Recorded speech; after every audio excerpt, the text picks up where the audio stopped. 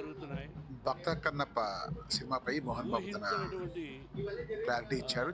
ఒక నిమిషం విలేకరులు అడిగిన ప్రశ్నకు ఆయన సమాధానం చెప్తూ ఇలా అన్నారన్నమాట. ఊహిస్తాం కొన్ని ముందు, అంటే ఎంత ఖర్చు పెడదామని.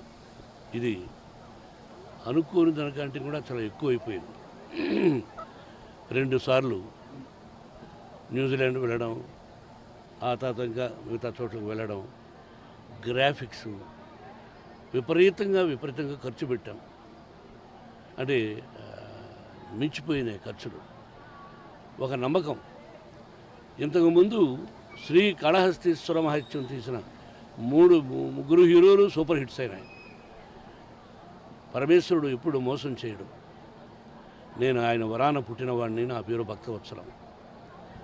Success failure is a common. కానీ ఈ సినిమా అత్యద్భుతమైన విజయాన్ని సాధించాలని ప్రకృతిని వేడుకుంటూ ప్రజల ఆశీస్సులు కావాలి. ఎప్పుడా అని ఎదురు చూస్తున్నారు.